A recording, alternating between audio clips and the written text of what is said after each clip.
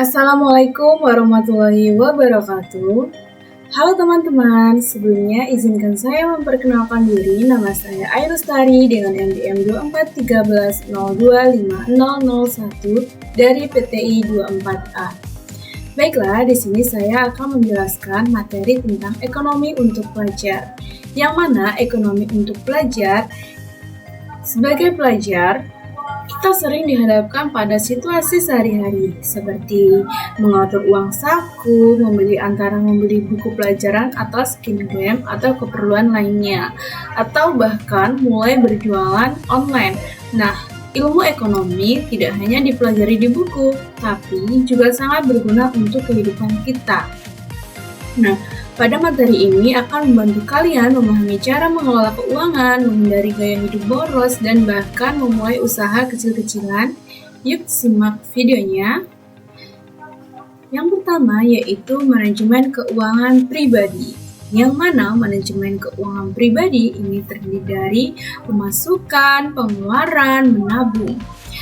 Pemasukan belajar itu biasanya berasal dari uang saku dari orang tua, bisa juga dari hadiah dari saudara, atau hadiah dari juara-juara, atau hasil kerja sampingan misalnya jualan pulsa.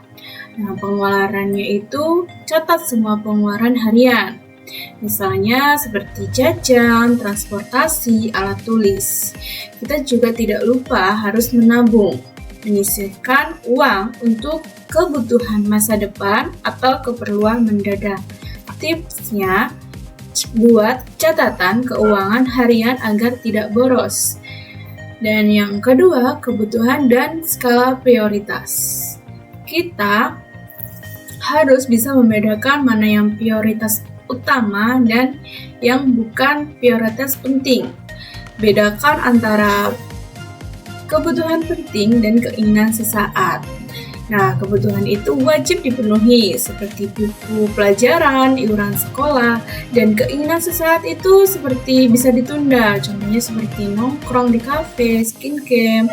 Tipsnya buat daftar prioritas mana yang harus dipenuhi lebih dulu. Dan yang ketiga, kegiatan ekonomi pelajar.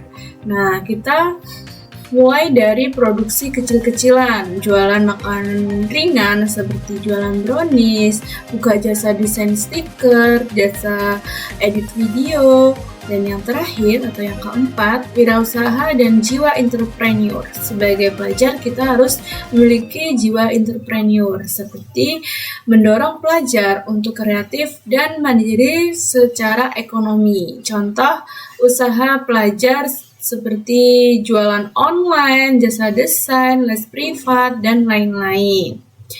Nah, teman-teman, dengan memahami materi ini, kalian bisa jadi pelajar yang cerdas finansial.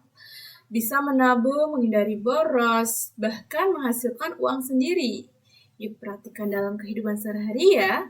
Mulai catat keuangan harian mulai hari ini. Coba jualan kecil-kecilan di sekolah, share tips ini ke teman-teman kalian.